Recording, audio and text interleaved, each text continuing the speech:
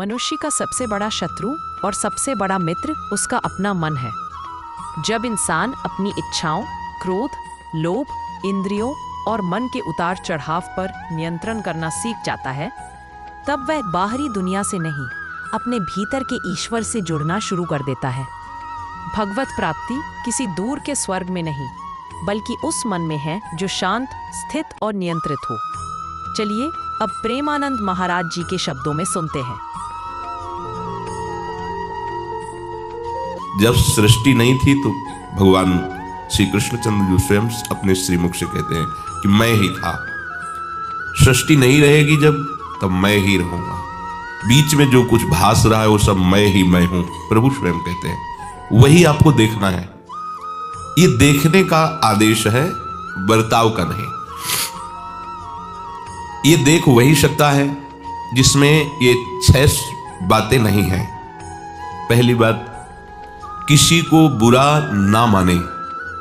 दूसरी बात, किसी का बुरा ना करे। तीसरी बात, किसी के विषय में बुरा ना सोचे।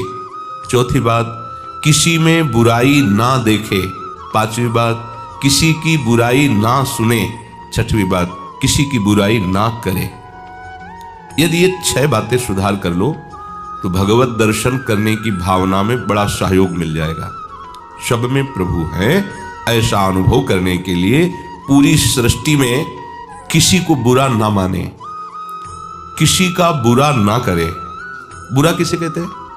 आत्मनः प्रतिकूलानि परेशान न समाचरित। जो अपने को अच्छा नहीं लगता वो बर्ताव हम दूसरे के साथ ना करें। अगर हम वो बर्ताव करते हैं तो वो बुरा है। आत्मनः प्रतिकूलानि, जैसे हमारी कोई बहन बेटी की तरफ देखे तो कैसा लगेगा? तो हम किसी की बहन बेटी की तरफ न देखें। कोई हमें गाली दे, कटुवचन कहे तो कैसा लगेगा? तो हम किसी को कटुवचन गाली ना दें। आत्मनः प्रतिकूलानि परेशान न समाचरित। एक इस शब्द में सब बात आ गई। किसी का बुरा ना सोचे, किसी में बुराई ना देखे, किसी की बुराई ना सुने, किसी की बुराई ना करें। ये 6 बातें यदि हमारी सुधार में आ गई तो हमारी बुद्धि पवित्र हो जाएगी। पवित्र बुद्धि से हम देख पाते हैं कि सब में हमारा प्रभु विराजमान है। बुराई देखेंगे, सुनेंगे, सोचेंगे, बोलेंगे तो हमारी बुद्धि अपवित्र हो जाएगी। और अपवित्र बुद्धि में ये द्वंद्व दिखाई देते हैं, अच्छा बुरा, ऊंच नीच, ये सब द्वंद्व। हमें अच्छाई देखनी है सब में। क्या? सब में एक प्रभु विराजमान है। बस गोस्वामी जी भी कह रहे हैं, तुलसीदास जी, सुनहु तात मायाकृत गुण और दोष अनेक, गुणया उभय न देखी, देखी सो अविवेक। सबसे बड़ा गुण है कि किसी के गुण दोष ही नहीं देखने हैं, क्योंकि मायाकृत है। हमें देखना है गुण निधान प्रभु को सबके अंतर्गत। प्रारंभ में साधक जब चलता है भगवत मार्ग में तो उसके अंदर जड़ चेतन गुण दोष में विश्व की न करतार, संत हंस गुण गाहे पे परिहरिवार विकार। जैसे हंस के सामने दूध और पानी रख दो तो दूध पी जाएगा, पानी छोड़ देगा। ऐसे ही साधु स्वभाव के जो उपासक है वो अच्छाई ग्रहण कर लेते हैं और बुराई को छोड़ देते हैं। पर इसके ऊपर की एक स्थिति है, ना अच्छाई से मतलब है किसी की, ना बुराई से मतलब है, सब में एक ही तत्व है। इस भाव को हमें, तभी हमें भगवत प्राप्ति होगी, तभी हमें तत्व बोध हो जाएगा, तभी हम माया मुक्त हो जाएंगे। प्रभु यहां सम बुद्धि की बात कर रहे हैं कि बुद्धि से सब में जो पापाचरण करने वाला है वही बात महाप्रभु हरिवंश चंद्र जी कह रहे हैं। एक क्रूरा अपि पापिनो न च सताम संभाष्य दृश्याश्रये। जो क्रूर है, पापी है, बात करने योग्य भी नहीं है साधु पुरुषों से, वो संभाषण की योग्यता भी नहीं रखते हैं, ऐसों के हृदय में भी मेरे राधा वल्लभ लाल जी विराजमान है। ये दृढ़ मति है, पक्की बात है ये। तो व्यवहार में कभी एकता नहीं हो सकती, एकता कर भी नहीं सकते, एकता होनी भी नहीं चाहिए। 3 बातें कही। व्यवहार में कभी एक जैसा व्यवहार नहीं हो सकता सबके साथ, एकता करनी भी नहीं चाहिए और एकता हो भी नहीं सकती है। इसीलिए भगवान ने उसमें आगे कहा, पीछे जो श्लोक था, कि वही महात्मा है, वही भगवत प्राप्त है जो मिट्टी के ढेले पत्थर और स्वर्ण में सुहृद मित्र वैरी उदासीन मध्यस्थ द्वेष साधु और पापी में भी एक दृष्टि रखता है। दृष्टि रखता है, बर्ताव नहीं। अगर उस समदर्शी महात्मा के पास स्वर्ण या धन आया तो वो उसे अलमारी में ही रखेगा, फुटपाथ में नहीं फेंक देगा। महत्व तो नहीं है पर व्यवहार में नहीं आएगा। अगर कोई मिट्टी या पत्थर का ढेला तो उसको ऐसे ही किनारे रख देगा, लेकिन अगर स्वर्ण का या धन तो उसे अलमारी में रखेगा। अब आप उसे कहो उसकी प्रियता है, नहीं, उसके व्यवहार में भेद है। दृष्टि में एक है पर व्यवहार में भेद है। जैसे एक स्वर्ण की मूर्ति चतुर्भुज भगवान नारायण की है और एक स्वर्ण की आकृति बनाए हुए पूरे कुत्ते की है। दोनों में बराबर स्वर्ण लगा हो, 250-250 ग्राम, दोनों को स्वर्णकार के पास ले जाओ, दोनों को बेचो तो पैसा समान मिलेगा, क्योंकि 250-250 ग्राम दोनों में स्वर्ण बराबर लगा है। अब अगर आप कहें भगवान नारायण चतुर्भुज की भी वही कीमत जो कुत्ते की कीमत, तो कहेगा हम यहाँ कुत्ता और नारायण नहीं खरीद रहे, हम यहाँ स्वर्ण खरीद रहे हैं। हमारे तराजू के पड़ले में स्वर्ण की कीमत है, नारायण की और उसकी नहीं है, क्योंकि वो धातु को केवल खरीद रहा है। समझ रहे हैं? वो धातु पर दृष्टि रख रहा, बाहरी आकृति पर दृष्टि नहीं रहा। वो मूल्य उसका धातु का है, स्वर्ण का है। ये हुई कीमत, समान कीमत। समान सब में परमात्मा शक्ति विराजमान। अब पूजा में चतुर्भुज नारायण के सिंहासन में विराजमान करेंगे। कीमत दोनों की है, बराबर है, धातु दोनों में बराबर लगी हुई है, लेकिन व्यवहार दोनों में बराबर नहीं करेंगे। भगवान श्री हरि की चतुर्भुज रूप की स्नान आदि करा के चरणामृत लेंगे, आरती करेंगे, भोग लगाएंगे, लेकिन कुत्ते की मूर्ति को तो नहीं करेंगे ना। व्यवहार तो एक जैसा नहीं हो सकता, कीमत एक जैसी है, सब में स्वर्ण धातु दोनों में लगी। ऐसे ही जो भगवत भक्त महात्मा है वो सब में अपने प्रभु को देखता है, सब में अपने एक ही सामर्थ्यवान प्रभु सब में विराजमान है। व्यवहार समान नहीं, चाहे वो दुष्ट हो चाहे वो महात्मा हो, सब में हमारे श्री भगवान विराजमान है। आगे प्रभु कहते हैं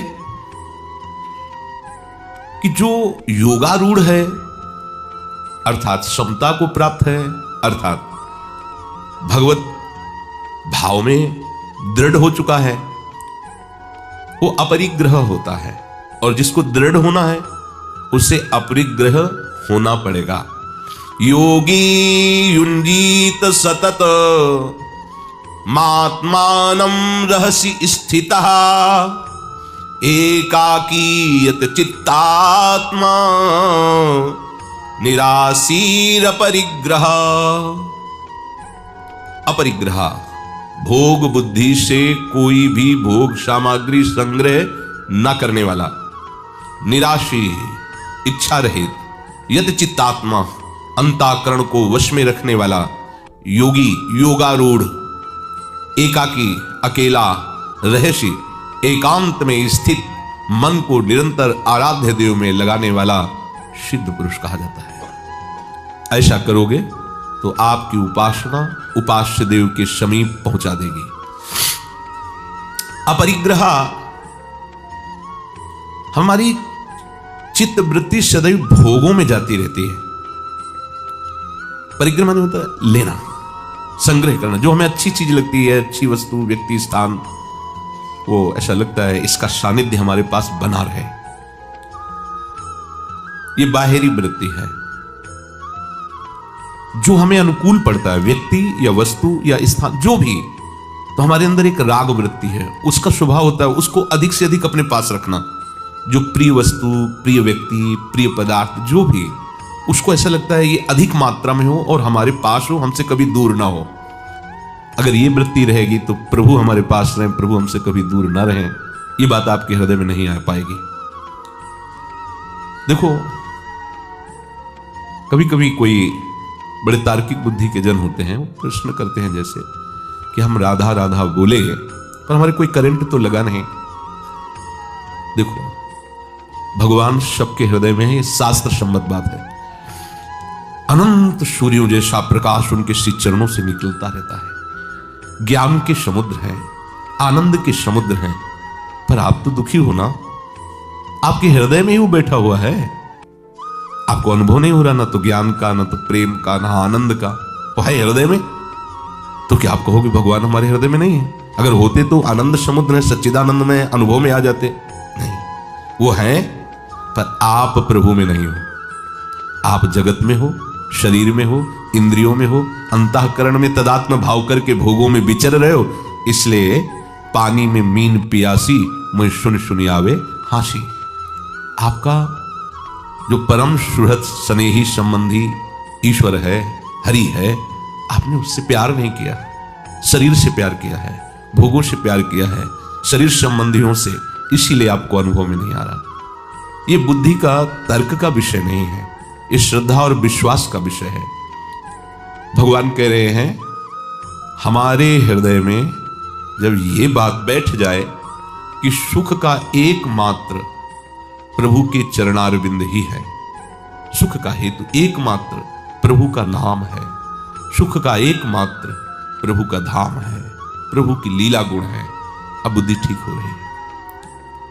दीर्घ काल तक भगवान नाम जप करते करते जब हमारा हृदय निष्पाप हो जाता है, हमारा हृदय निष्काम हो जाता है, हमारे हृदय में कोई आशा नहीं रहती, तब नाम का प्रभाव उसमें स्वाद पैदा करता है।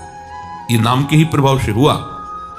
एक एक कवल जैसे हम अन्न खाएं तो बहुत दिनों के भूखे हो तो 2-4 कवल में और भूख बढ़ेगी, अशांति सी महसूस होगी, पर आप पाते रहिए, तो जहां आधा पेट के ऊपर चले फिर आपको अच्छा लगने लगेगा। हाँ, तृप्ति का अनुभव हो रहा है। अनंत जन्मों से हम सच्चिदानंद प्रभु से विमुख विचर रहे हैं, तो अब हम राधा राधा शुरू किया तो हमारी वैसी जलन बढ़ने लगी जैसे भूखे के अंदर जा रहा है कवल, वो तृप्ति है पर उसको जलन महसूस होती, क्योंकि जब और अधिक मात्रा में जाए, बहुत समय से वो भूखा है, तब उसको कुछ स्वाद लगे, कुछ तृप्ति लगे। ऐसे ही जब हम 24 घंटे हमारे दिनचर्या में है तो कम से कम 12 घंटे हमारा लगातार भजन होना है, तब हमारी कुछ समझ में आएगा कि हम भजन हो, क्योंकि हम बहुत जन्मों से प्रभु को भूले हुए विषयों में लगे हुए हैं। और फिर ऐसा स्वाद मिलेगा जैसा हरिवंश महाप्रभु कह रहे हैं, राधा नाम सुधा रसम, मानो अमृत जो ऐसा न छिलका है न गुठली है, केवल रस ही रस है। राधा राधा रोम रोम पुलकित आनंद अश्रु आंखों से, सामने प्रियालाल विराजमान। आप करके तो देखो, महापुरुषों ने वर्णन किया, नाम जब करोगे तो नाम तुम्हारे अनर्थ का पहले नाश करेगा, अशुभों का नाश करेगा, मन की मलिनता, कामना, वासना, इनका नाश करेगा। फिर नाम का जो अगला सोपान प्रकट होता है वो महाआनंदमय होता है। ये तर्क के द्वारा नहीं जाना जा सकता, इस श्रद्धा और विश्वास के द्वारा माना तो फिर हम जाना, अगर माना ही नहीं तो फिर जाना क्या। तो प्रभु यहां कह रहे अपरिग्रह, अपने को सुख बुद्धि किसी व्यक्ति में, किसी वस्तु में, किसी पदार्थ में लगाना अपने को दुख में फंसाना है।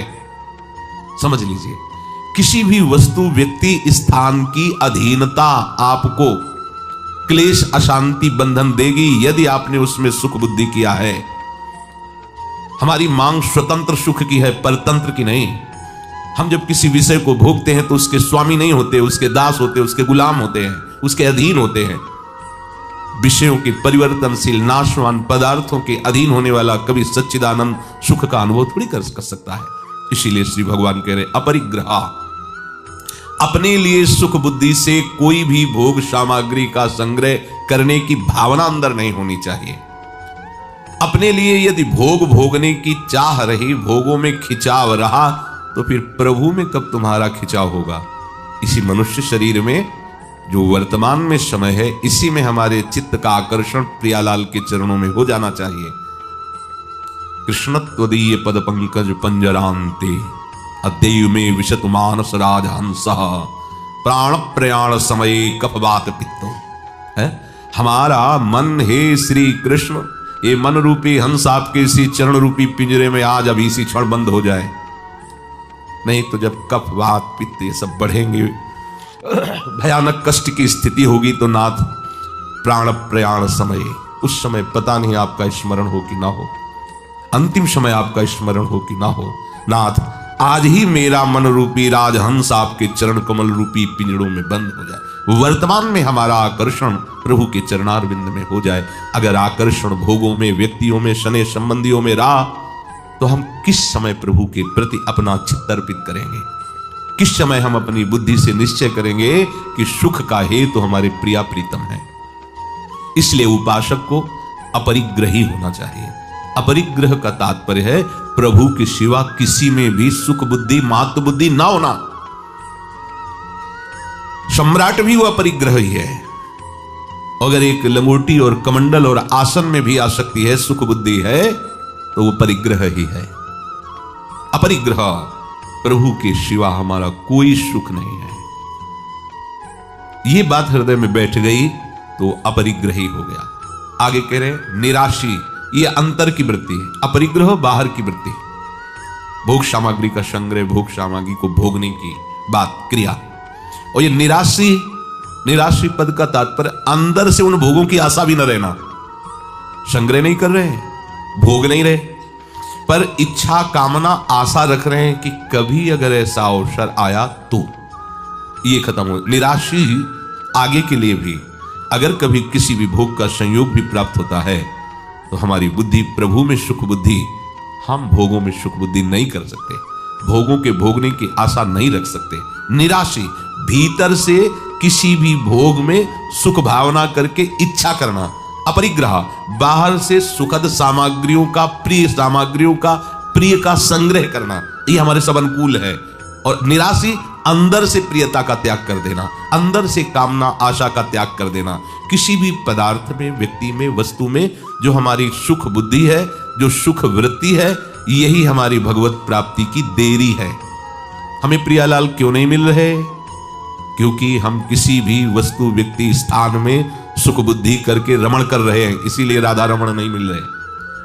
अगर अभी इसी क्षण हमारे हृदय में समस्त वृत्तियों का एकमात्र केंद्र प्रियालाल के चरणारविंद में, अभी अनुभव हो जाएगा, आपके नेत्रों के सामने झलकने लगेगा नीलांबर पीतांबर। वो बहुत करुणामय है, पर सिद्धांत है, जब तक आपको कोई यहां प्रिय लग रहा है, कोई वस्तु, व्यक्ति, पदार्थ, महत्व बुद्धि है, सुख बुद्धि है, अपनापन है, तब तक प्रियालाल के नीलांबर पीतांबर फहराते हुए स्वरूप का दर्शन नहीं कर सकते। इसलिए निराशी, आशा ही परमम दुखम नैराश्यम परमम सुखम। अपने आराध्य देव के चरणारविंद की आशा अन्य आशाओं का त्याग करा देती है। वो उपासक निराशी होता है, कोई इच्छा कामना वासना आशा संसार के व्यक्ति वस्तु स्थान में नहीं रखता, तभी वो भगवत प्राप्त होता है। यत चित्तात्मा, बाहर से अपने सुख के लिए पदार्थ और संग्रह का त्याग कर दिया, अपरिग्रह, अंदर से उनका चिंतन कामना आशा इच्छा का त्याग कर दिया, निराशी।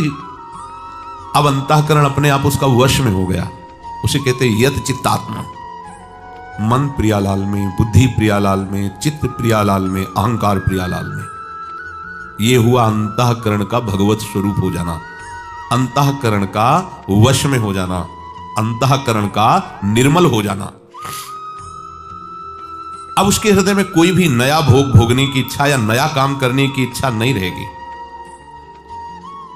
जैसे अपने अंदर नया नया पाने की, नया नया भोगने की, नया नया देखने की, ये सब नवीन इच्छाएं, भोगे हुए विषयों को पुनः नए ढंग से भोगने की, आज ये बनाया जाए, आज ऐसे बनाया जाए, आज ऐसे, उस उपासक की वृत्ति रहती है नया नया, लेकिन पार्थिव सृष्टि में नहीं रहती। वो नयो नेह नवरंग नयो रस, नवल श्याम वृषभानु किशोरी, नव पीतांबर नवल चुनरी, नई नई बूनन भींजत गोरी, वो ये देखता है। अगर इधर की नए नए भोगों की चाट है, इच्छा है, कामना है, तो अंतःकरण वश में नहीं है। अंतःकरण वश में नहीं तो हम अंतःकरण के अधीन है, अधीन है तो विषयों की तरफ ही हमारी गति होगी, प्रभु की तरफ नहीं। जब तक हमारे अंतःकरण की प्रभु की तरफ पूरी की पूरी सन्मुखता नहीं होगी, तब तक हम ये अनुभव नहीं कर पाएंगे नयो नेह नवरंग नयो रस, नवल श्याम वृषभानु किशोर, इनका अनुभव नहीं हो पाएगा। यत चित्तात्मा, अगर शरीर के सुख की, आराम की, नींद आदि की और नाना प्रकार की रसेंद्री की भोगों की, जनेंद्री की भोगों की ये वृत्ति अंदर है, प्रियालाल का चिंतन किस वृत्ति से होगा? खान पान सुख चाहत अपने, तिनको प्रेम छुअत नहीं सपने, स्वप्न में भी प्रेम का जागरण नहीं होता। ये जीवन प्रियालाल के लिए है, इसलिए यत चित्तात्मा। हमारी तृप्ति प्रियालाल से होगी, भोगों से आज तक नहीं हुई, जगत के व्यक्तियों से आज तक हमारी आशा पूर्ति नहीं हुई। ध्यान दीजिए, कितने जन्म हो गए, कितने मित्र मिले होंगे, कितने परिवार मिले होंगे, कितने भोग भोगे होंगे, आज वैसे ही खाली है, कोई नहीं है। फिर हम नया परिवार, नया भोग सामग्री, नए भोक्ता, नए कर्म करने वाले, ये कब तक चलता रहेगा चक्र? ये विश्राम का समय आ गया है। ये जो मनुष्य शरीर मिला है, वृंदावन धाम का आश्रय सानिध्य, रसिकों का संग, अत्यंत उदार करुणा वरुणालय युगल सरकार के चरणों का आश्रय, ये अब हमारे विश्राम का समय आ गया। अगर आपको अच्छा लगा हो तो प्लीज चैनल को लाइक और सब्सक्राइब करना बिल्कुल ना भूलेगा।